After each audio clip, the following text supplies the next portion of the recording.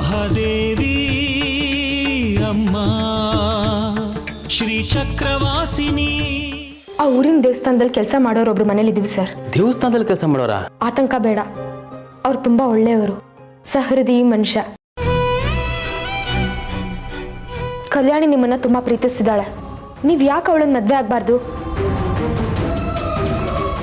ಏನಾಯ್ತು? ನಿಮ್ಗೇನಾದ್ರು ತೊಂದರೆ ಕೊಟ್ಲ ಅವಳು?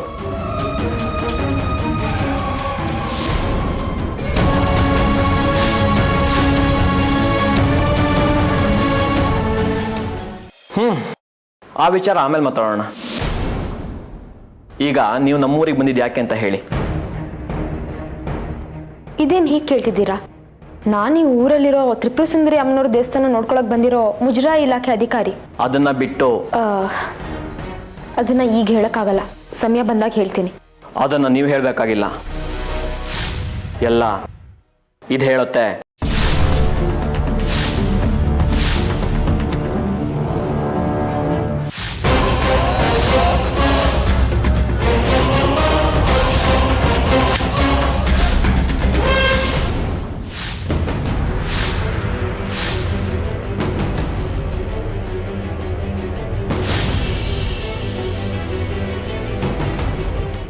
ಹೌದು, ನಾನೇ.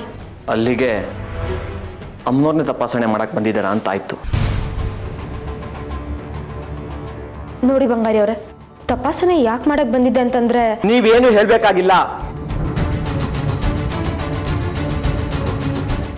ನಿಮ್ಮೇಲೆ ಒಳ್ಳೆ ಭಾವನೆ ಬಂತು. ಈ ಊರಿಗೆ ಬಂದು ಇಷ್ಟೊಂದು ಕಷ್ಟಪಡ್ತಿದಾರ ಅಂತ ಒಳ್ಳೆ ಕರುಣೆ ಮೂಡ್ತು. ಮನೆ ಕಳ್ಕೊಂಡು ಬೀದಿ ಪಾಲಾದ್ರಿ ಅಂತ ನಮ್ಮನೇಲಿ ಆಶ್ರಯ ಕೊಟ್ಟೆ. ಆದ್ರೆ ನೀವು ಇಷ್ಟು ದೊಡ್ಡ ಸತ್ಯನ ಮುಚ್ಚಿಟ್ಟು ನನಗೆ ದ್ರೋಹ ಮಾಡಿದ್ರಿ. ಇಲ್ಲ ಬಂಗಾರಿ ಅವರೇ, ಇದು ದ್ರೋಹ ಮಾಡುವಂತ ವಿಚಾರ ಅಲ್ಲ. ನನಗೆ ನಿಮ್ಮ ಮೇಲೆ, ನಿಮ್ಮ ಮನೆಯವ್ರ ಮೇಲೆ ತುಂಬಾ ಪ್ರೀತಿ ಇದೆ. ಎಲ್ಲ ನಾನು ನಿಧಾನವಾಗಿ ವಿವರಿಸ್ತೀನಿ, ಸ್ವಲ್ಪ ದಿನ ಅಷ್ಟೇ, ತಾಳ್ಮೆ ಇರಲಿ. ಬೇಡ, ನೀವಿಲ್ಲೇ ಇದ್ರೆ ನಾವು ಅಮ್ಮನವ್ರ ಮೇಲೆ ನಂಬಿಕೆ ಕಳ್ಕೊಬಿಡ್ತೀವಿ. ತಲತಲಾಂತರಗಳಿಂದಲೂ ನಾವು ಆ ಮಹಾತಾಯಿ ನಂಬ್ಕೊ ಬಂದವರು.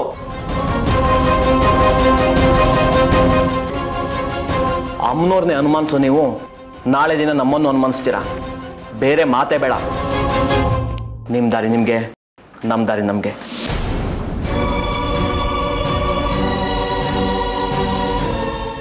ಸಾಧ್ಯ ಆದರೆ ಈಗಲೇ ನಮ್ಮ ಮನೆ ಬಿಟ್ಟು ಹೊರಟ್ಬಿಡಿ.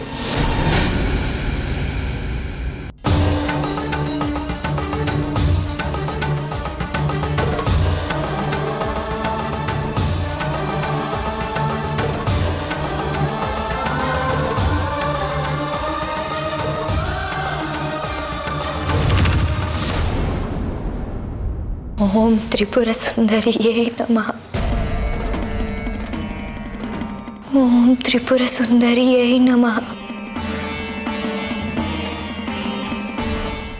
ಓಂ ತ್ರಿಪುರ ಸುಂದರಿಯೇ ನಮಃ.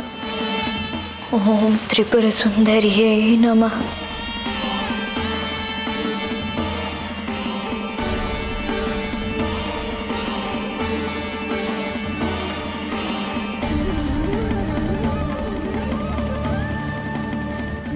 ಅಮ್ಮ ತಾಯಿ, ಇದೇ ನನ್ನ ಕೊನೆ ಪ್ರಯತ್ನ. ನನ್ನ ಗಂಡನ ದೇಹದಲ್ಲಿ ಅವ್ರದ್ದೇ ಆತ್ಮ ಪ್ರತಿಷ್ಠಾಪನೆ ಆಗೋವರೆಗೂ ನಾನು ಹೀಗೆ ನಿನ್ನ ಮುಂದೆನೇ ಕೂತಿರ್ತೀನಿ. ನಿನ್ನ ಧ್ಯಾನನೇ ಮಾಡ್ತಿರ್ತೀನಿ, ನಿನ್ನ ಜಪನೇ ಮಾಡ್ತಿರ್ತೀನಿ. ನಿನಗದು ಯಾವಾಗ ಕರುಣೆ ಬರುತ್ತೋ ಆಗಲೇ ನನ್ನ ಗಂಡನ ದಯ ಪಾಲಿಸು.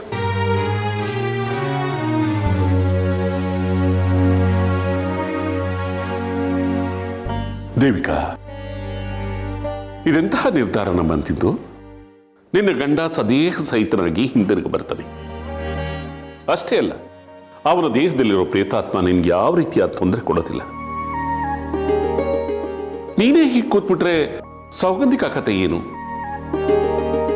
3 ಹೊತ್ತು ಅಮ್ಮ ಅಮ್ಮ ಅಮ್ಮ ಅಂತ ನಿನ್ನನ್ನೇ ಹೆಚ್ಕೊಂಡಿದ್ದಾಳೆ.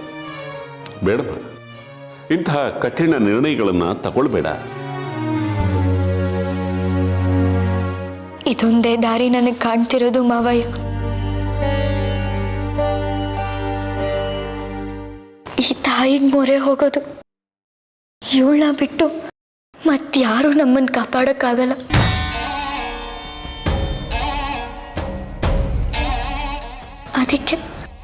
ಈ ತಾಯಿಗೆ ಶರಣು ಹೋಗ್ತಿದ್ದೀನಿ. ಸೌಗಂಧಿಗೆ ಇದೆಲ್ಲ ಅರ್ಥ ಆಗತ್ತೆ. ನೀವು ಅವಳಿಗೆ ತಿಳಿಸಿ ಹೇಳಿ.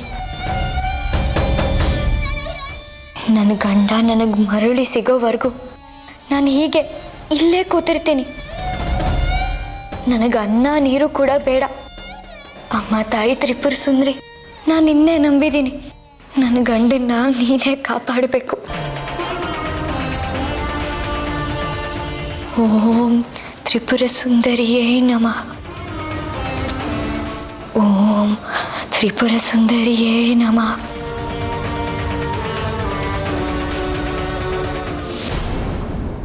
ಅಮ್ಮ, ನಾವು ಹೊರಡ್ತೀವಿ. ನಿಮ್ಮ ಉಪಕಾರ ಈ ಜನ್ಮದಲ್ಲಿ ಮರೆಯೋಕ್ಕೆ ಸಾಧ್ಯ ಇಲ್ಲ. ಯಾಕಮ್ಮ ಆಗಂತೀಯ? ಹೋಗ್ಬಿಟ್ಟು ಬರ್ತೀನಿ ಅಂತೇಳು. ಇಷ್ಟಕ್ಕೆ ನಿಮ್ಮ ಋಣ ಮುಗ್ದಿಲ್ಲ. ಲೋ ಬಂಗಾರಿ, ಯಾಕೋ ಆಗಂತೀಯ? ಅವರೆಲ್ಲ ಹೋಗ್ಬೇಕು. ಒಂದಷ್ಟು ದಿವಸ ನಮ್ಮನೇಲಿ ಇರ್ಲಿ ಕಣೋ. ಯಾರು ಯಾರಿಗೂ ಏನು ಹೇಳಬೇಡಿ. ಅವ್ರು ಹೊರಟಾಗಿದೆ. ಅವ್ರು ಎಲ್ಲಿ ಹೋದ್ರು ಅವ್ರಿಗೆ ಸಿಗೋ ಮರ್ಯಾದೆ ಸಿಕ್ಕೇ ಸಿಗುತ್ತೆ.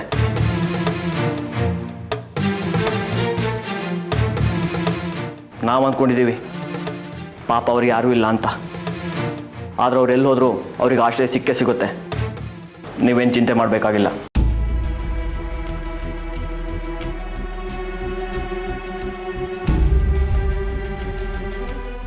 ಇದು ಆಶ್ರಯದ ಮಾತಲ್ಲಪ್ಪ.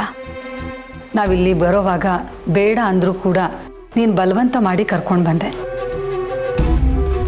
ನಾವಿಲ್ಲೆಲ್ಲರೂ ಒಂದೇ ಮನೆಯವ್ರು ಹಾಗಿದ್ವಿ. ರಶ್ಮಿಗಂತೂ ಉರಿ ಬಾಧೆಯಿಂದ ಕಾಪಾಡಿದ್ದು ಪುಣ್ಯ ಈ ಮಗುದು.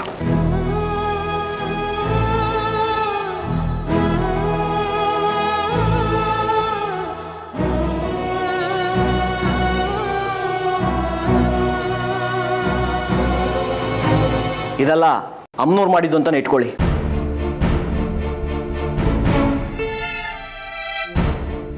ಆದರೆ ಇದು ನಿಮ್ಮ ಮಗಳ ನಿರ್ಧಾರ. ನಮ್ಮ ಮನೇಲಿ ಇದ್ಕೊಂಡೆ ಅಮ್ಮನವ್ರ ಬಗ್ಗೆ ತನಿಖೆ ಮಾಡೋದು ಸರಿಯಲ್ಲ. ಅದಕ್ಕೇನೆ ಈ ನಿರ್ಧಾರ.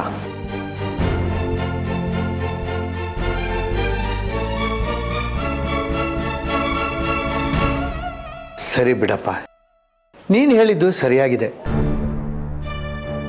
ನನ್ನ ಮಗಳಿಗೆ ಮೊದಲಿಂದನೂ ಹಠ ಜಾಸ್ತಿ. ಹಿಡಿದ ಕೆಲಸನ ಸಾಧಿಸಲೇಬೇಕು ಅನ್ನೋ ಛಲ, ಅದೇ ಅವಳ ಕೆಲಸದ ಜವಾಬ್ದಾರಿನು.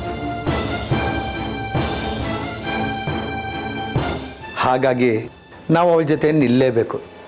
ನೀನು ಸರಿ, ಅವಳು ಸರಿ. ನಾವು ಯಾವತ್ತಿದ್ರೂ ಇಲ್ಲಿಂದ ಹೊರಡಲೇಬೇಕಲ್ಲ. ಇವತ್ತೇ ಹೊರಡ್ತೀವಿ, ನಮಗೇನು ತೊಂದರೆ ಇಲ್ಲಪ್ಪ.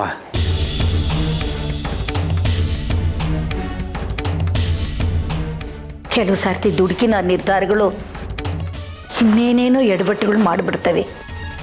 ಇಂಥ ಸಮಸ್ಯೆಗಳನ್ನ ನಾವು ಬೇಕಾದಷ್ಟು ಅನುಭವಿಸಿದ್ದೀವಿ.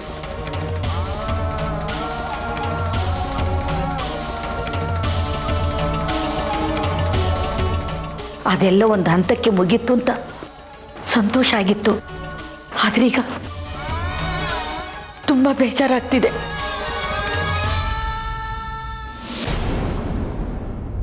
ಈ ಮನೆ ಯಜಮಾನ ನಮ್ಮ ಬಂಗಾರಿನೇ. ಅವನು ತಗೊಳ್ಳೋ ನಿರ್ಧಾರಕ್ಕೆ ನಾವು ಎದುರು ಮಾತಾಡೋಗಿಲ್ಲ. ಅಪ್ಪ, ರಶ್ಮಿ ಅಮ್ಮ ಇಲ್ಲಿರ್ತಾರೆ, ಅವ್ರು ಇಲ್ಲಿ ಇರ್ಲೇಬೇಕಷ್ಟೇ.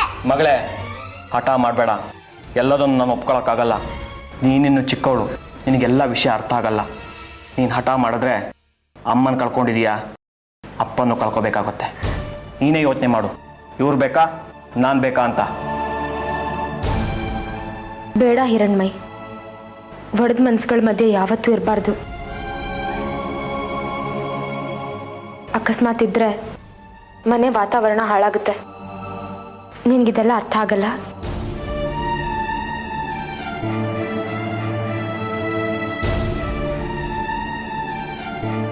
ನಾವು ಹೊರಡಬೇಕು. ನೀನು ಹಠ ಮಾಡಬೇಡ.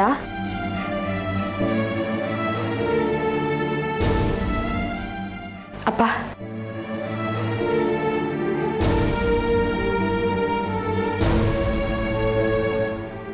ಅಮ್ಮ, ನಾವಿನ್ನು ಹೋಗಿ ಬರ್ತೀವಿ. ಹೊಡ್ತೀವಿ ಪುಟ್ಟ.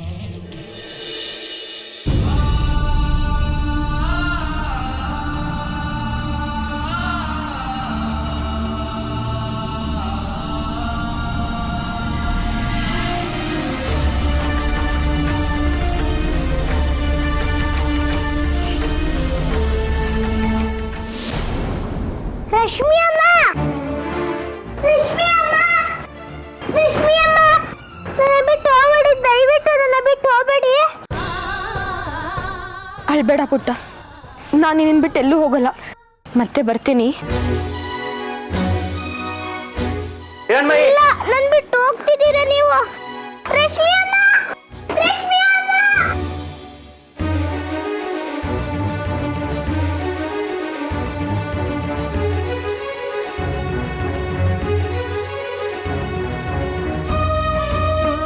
ನೋಡಿದ್ರಾ, ನಂಗೆ ಗೊತ್ತಿತ್ತು ನೀವು ಹುಷಾರಾಗಿ ಆಗ್ತೀರಾ ಅಂತ.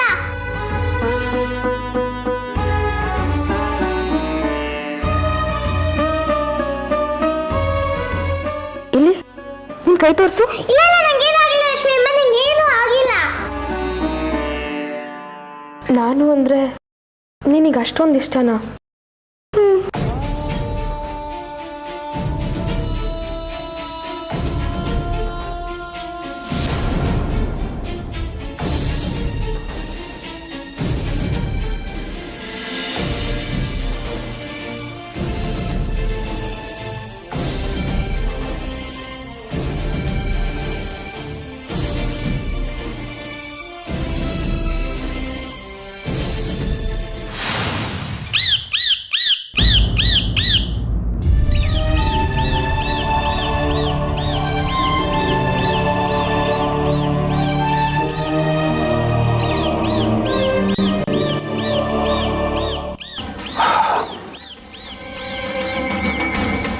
ಹೆದರಬೇಡ ಕಂದ, ಇಷ್ಟರಲ್ಲೇ ಶ್ರೀಚಕ್ರ ನನ್ನ ಕೈವಶವಾಗುತ್ತೆ. ಅದು ನನ್ನ ಕೈಗೆ ಬಂದ ಕೂಡಲೇ ಈ ಗಿಣಿ ದೇಹದಿಂದ ನಿನಗೆ ಮುಕ್ತಿ ಸಿಗುತ್ತೆ, ನಿನ್ನ ದೇಹ ನಿನಗೆ ಸಿಗುತ್ತೆ. ಅಲ್ಲಿವರೆಗೂ ಎಲ್ರಿಗೂ ಸ್ವಲ್ಪ ತಾಳ್ಮೆ ಇರಲಿ. ಆ ಮಹಾತಾಯಿನೇ ಇದಕ್ಕೆಲ್ಲ ದಾರಿ ಮಾಡಿಕೊಡ್ತಾ ಇದ್ದಾಳೆ. ಇನ್ನು ಸ್ವಲ್ಪ ದಿವಸಗಳ ಈ ಕಷ್ಟಗಳೆಲ್ಲ ಆಮೇಲೆ ನಮ್ಮದೇ ರಾಜ್ಯ, ನೀನೇ ರಾಜ್ಕುಮಾರ. ಅಲ್ಲಿವರೆಗೂ ಸ್ವಲ್ಪ ಸಮಾಧಾನ ಬಗ್ಗೆ.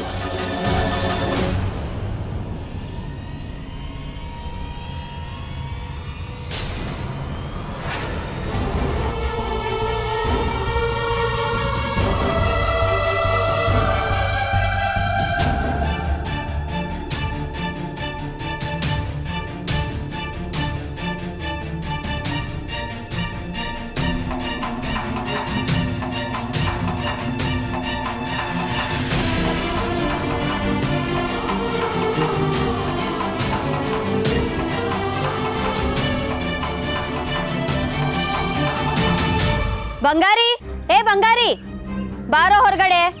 ಇವತ್ ನ್ಯಾಯ ತೀರ್ಮಾನ ಮಾಡ್ಲೇಬೇಕು ಅಂತಾನೆ ಊರ್ ಜನರನ್ನೆಲ್ಲ ಕರ್ಕೊಂಡ್ ಬಂದಿದ್ದೀನಿ. ಬಾ ಆಚೆ.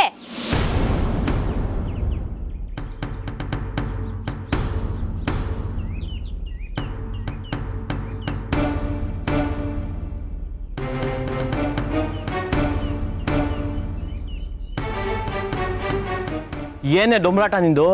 ಇಷ್ಟೊಂದು ಜನ ಸೇರ್ಸ್ಕೊಂಡು ಈ ಕಡೆ ಸವಾರಿ ಬಂದಿದ್ಯಾ? ನೇರ ನೇರ ಮಾತು. ಈಗ ನನಗ್ ತಾಳಿ ಕಟ್ತೀಯಾ ಇಲ್ವಾ? ಏಯ್, ದೆವ್ವ ಮಾಡ್ಕೊಂಡಿದ್ಯಾ ನಿಂಗೆ? ಆಂಜನೇಯ ದೇವಸ್ಥಾನಕ್ಕೆ ಹೋಗೊಂದು ತಾಯ್ತ ಕಟ್ಸ್ಕೋ, ಮದುವೆ ಹುಚ್ಚ ಬಿಡುತ್ತೆ. ನಾನ್ ತಮಾಷೆ ಮಾಡ್ತಿಲ್ಲ ಕಣೋ. ಅದಕ್ಕೆ ಸಾಕ್ಷಿಗಿರ್ಲಿ ಅಂತ ಊರ್ ಜನರನ್ನೆಲ್ಲ ಕರ್ಕೊಂಡ್ ಬಂದಿದ್ದೀನಿ. ನೀ ನನ್ನ ಮದ್ವೆ ಆಗ್ತೀಯೋ ಇಲ್ವೋ ಇವ್ರ ಮುಂದೆನೆ ಹೇಳ್ಬಿಡು. ನೋಡು ಕಲ್ಯಾಣಿ, ಮದುವೆ ಅಂದ್ರೆ ಮಕ್ಕಳ ಆಟ ಅಲ್ಲ. ಇವತ್ತು ತಾಳಿ ಕಟ್ಟು ನಾಳೆ ಬಿಚ್ಚು ಅನ್ನೋದಕ್ಕೆ. ಮನೆಗೆ ಹೋಗೋ. ಅದೆಲ್ಲ ಆಗಲ್ಲ ಬಂಗಾರಿ. ಇವತ್ತೆರಡರಲ್ಲೊಂದು ತೀರ್ಮಾನ ಆಗ್ಲೇಬೇಕು. ನೀನ್ ನನ್ನ ಹೆಂಡತಿ ಅಂತ ಸ್ವೀಕರಿಸ್ತೀಯೋ ಇಲ್ವೋ? ಏ ಕಲ್ಯಾಣಿ, ಏನೇದು ನಿನ್ ಗಲಾಟೆ? ನಿನ್ನೊಬ್ಳು ನಿರ್ಧಾರ ತಗೊಂಡ್ಬಿಟ್ರೆ ಆಗೋಯ್ತಾ? ನೋಡು, ನಿನಗೆ ಅಷ್ಟು ಮದುವೆ ಆಗ್ಬೇಕು ಅಂತ ಅವಸರ ಇದ್ರೆ ಊರ್ ತುಂಬ ಬೇಕಾದಷ್ಟು ಜನ ಇದ್ದಾರೆ. ಅದರಲ್ಲಿ ಯಾರನ್ನಾದ್ರೂ ಒಬ್ಬನ್ ನೋಡಿ ಮದುವೆ ಮಾಡ್ಕೋ. ಸುಮ್ಮನೆ ಮದುವೆ ಹುಚ್ಚಿನ ನಾಟಕ ಆಡಬೇಡ ನಮ್ಮನೆ ಮುಂದೆ ಬಂದು. ನಿಮಗ್ ಗೊತ್ತಿಲ್ಲ ನನ್ ಬಂಗಾರಿ ಮೇಲೆ ಎಷ್ಟು ಪ್ರೀತಿ ಇಟ್ಕೊಂಡಿದೀನಿ ಅಂತ. ಈ ಮನೆ ಸೊಸೆ ಆಗ್ಬೇಕು ಅಂತ ಬಹಳ ಆಸೆ ಇಟ್ಕೊಂಡಿದೀನಿ. ನೀವೇ ಮುಂದ್ ನಿಂತು ನಮ್ಮ ಮದ್ವೆ ಮಾಡ್ಬೇಕು. ಹಾ, ಸರಿ ಹೋಯ್ತು ಕೊನೆ. ನಾನೇನು ನಿನಗೊಂದು 4 ಬುದ್ಧಿ ಮಾತು ಹೇಳೋಣ ಅಂತ ಬಂದ್ರೆ ನೀನು ನನ್ನ ಬುಡಕ್ಕೆ ಬಂದ. ನೋಡು, ನೀನುಂಟು ಬಂಗಾರಿ ಉಂಟು, ಏನಾದ್ರೂ ಮಾಡ್ಕೊಂಡು ಹಾಳಾಗಿ ಹೋಗಿ. ನನಗೇನು ಬೇಕು ಇದು? ಅಜ್ಜಿ, ಅಜ್ಜಿ. ಏ ಬಂಗಾರಿ, ಇವ್ರೆಲ್ರ ಮುಂದೆ ಹೇಳು ನೀನೇ ನನ್ ಗಂಡ ಅಂತ. ಗಂಡನೂ ಇಲ್ಲ, ಪಿಂಡನೂ ಇಲ್ಲ ರೀ. ಇವಳಿಗಂತೂ ಬುದ್ಧಿ ಇಲ್ಲ, ನಿಮ್ಗೂ ಬುದ್ಧಿ ಇಲ್ವಾ? ಹೋಗ್ರಿ, ಕೆಲಸ ನೋಡ್ರಿ. ಇವಳು ಕರ್ದ್ಬಿಟ್ಲಂತೆ, ನೀವು ಬಂದ್ಬಿಟ್ರಂತೆ. ಹೋಗ್ರಿ. ಓಹ್, ಬಂಗಾರಿ, ಏ ಬಂಗಾರಿ, ನೀ ನನ್ ಮಾತು ಉತ್ತರ ಕೊಡ್ಲಿಲ್ಲ ಅಂದ್ರೆ ನಿಮ್ಮನೆ ಬಾಗ್ಲಿಗೆ ನೇಣ್ ಹಾಕೊಂಡ್ ಸಾಯ್ತೀನಿ. ಇವ್ಳ ಮಾತು ಕೇಳ್ಕೊಂಡು ನಮ್ಮ ಮರ್ಯಾದೆ ಎಲ್ಲ ಹೋಯ್ತು. ನೋಡ್ರಿ, ನಮ್ಮ ಕೆಲಸ ನಾವು ನೋಡೋಣ.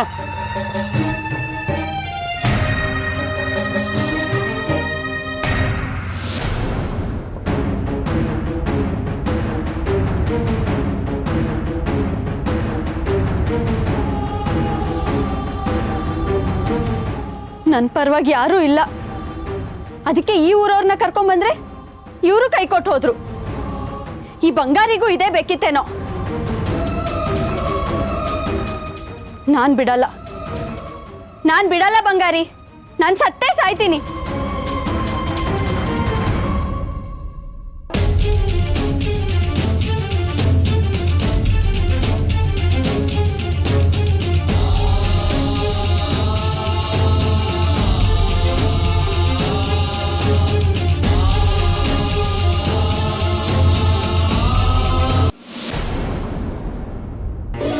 ಬಂಗಾರಿ, ಕಡೆ ಸರಿ ಹೇಳ್ತಾ ಇದ್ದೀನಿ. ನೀನೇ ಬಂದು ನನ್ನನ್ನು ಮದುವೆ ಆಗ್ತೀನಿ ಅಂತ ಹೇಳಲಿಲ್ಲ ಅಂದ್ರೆ ಇನ್ನು 5 ನಿಮಿಷಕ್ಕೆ ನಾನು ಹೆಣ ನೋಡ್ತೀಯಾ? ಬರ್ತೀಯಾ ಇಲ್ವಾ? ಬರಲ್ಲ ಅಲ್ವಾ? ಮಾಡ್ತೀನಿರು. ಅಯ್ಯೋ ಅಯ್ಯೋ ಅಯ್ಯೋ, ಲೇ ಕಲ್ಯಾಣಿ, ಏನೇ ನಿನಗೆ ಬಂದಿರ್ಬೋದು. ಅಲ್ಲಿಗೆ ಈ ರೀತಿ ನೇಣು ಬೀಗಿದ್ಕೊಂಡು ಸತ್ತು ಹೋಗ್ಬಿಟ್ರೆ ಅದೆಲ್ಲ ಸರಿ ಹೋಗ್ಬಿಡುತ್ತೇನೆ. ಅವನು ಬೇರೆ ಮದುವೆ ಮಾಡ್ಕೊಂಡು ಆರಾಮಾಗಿರ್ತಾನೆ. ನಿನಗೇನೆ ಬಂತು ಹೊತ್ತು? ಹೌದಲ್ವಾ? ನಾನೇನಾದ್ರು ಸತ್ತೋದ್ರೆ ಅವನ ಊರ್ ಬಸ್ವಿ ರಶ್ಮಿನ್ ಮದುವೆ ಆಗಿ ಆರಾಮಾಗೇ ಇರ್ತಾನೆ. ನಾನ್ ಬಿಡಲ್ಲ. ನಾನ್ ಸಾಯೋದು ಇಲ್ಲ. ಅವನ್ ತಾಳಿ ಕಟ್ಟೋ ತನಕ ನಾನು ಬದುಕೇ ಇರ್ತೀನಿ. ನಾನು ಸಾಯಲ್ಲ.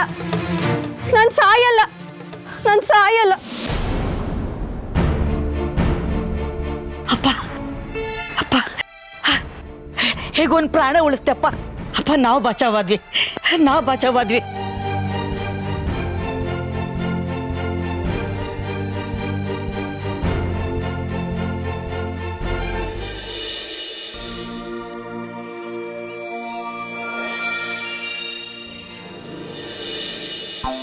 ಏನೇ ಮಾಡ್ತಿದ್ಯಾ ಹಿರಣ್ಮಯಿ? ಅಪ್ಪಂಗೆ ನೀರು ಕಾಯಿಸ್ತಾ ಇದ್ದೀನಿ. ಕಲ್ಯಾಣಿ ಅಕ್ಕ, ನಾನು ನಿನ್ನ ಹತ್ರ ಮಾತಾಡ್ಬೇಕಾಗಿತ್ತು. ಮಾತಾಡು. ನೀನ್ ಯಾಕೆ ನಮ್ಮಪ್ಪನ ಮದ್ವೆ ಆಗು ಅಂತ ಪೀಡಿಸ್ತಿದ್ಯಾ? ಲೇ ಚೋಟ್ ಮೆಣಸಿನ್ಕಾಯಿ, ಅದು ನನಗೂ ನಿಮ್ಮ ಅಪ್ಪಂಗೂ ಸಂಬಂಧಪಟ್ಟಿರೋ ವಿಷಯ. ನೀನಂತ ಚಿಕ್ಕ ಹುಡುಗಿಗೆ ಅರ್ಥ ಆಗಲ್ಲ. ಸುಮ್ಮನೆ ಮಾಡೋ ಕೆಲಸನ ತೆಪ್ಪಗೆ ಮಾಡು. ಇದು ನನಗೂ ಸಂಬಂಧ ಪಡುತ್ತೆ. ನಮ್ಮಪ್ಪಂಗೆ ಹೆಂಡತಿಯಾಗಿ ಬಡವಳು, ನಂಗೂ ತಾಯಾಗ್ತಾಳೆ ತಾನೆ. ಇಲ್ಲ ಅಂದವ್ರು ಯಾರು? ನಾನು ನಿಮ್ಮ ಅಪ್ಪನ ಮದುವೆ ಆಗಿ ನಿನಗೆ ತಾಯಿಯಾಗಿ ಬಂದ್ರೆ ನಿನ್ನನ್ನು ಚೆನ್ನಾಗೆ ನೋಡ್ಕೋತೀನಿ. ನೋಡ್ಕೊಂತೀಯ. ಈಗಲೇ ಇಷ್ಟೆಲ್ಲ ರಂಪ ಮಾಡ್ತೀಯಾ?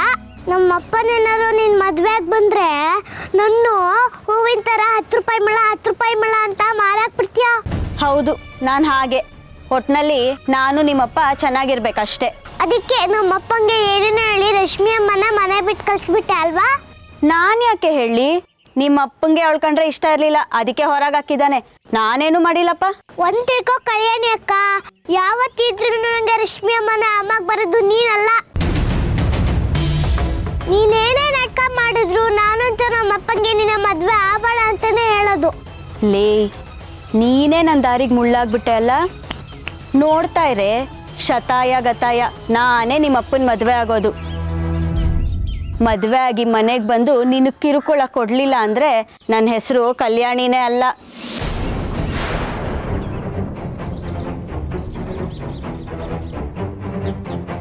ಮದುವೆ ಆಗಿ ಮನೆಗೆ ಬಂದು ನೀನು ಕಿರುಕುಳ ಕೊಡಲಿಲ್ಲ ಅಂದರೆ ನನ್ನ ಹೆಸರು ಕಲ್ಯಾಣಿನೇ ಅಲ್ಲ.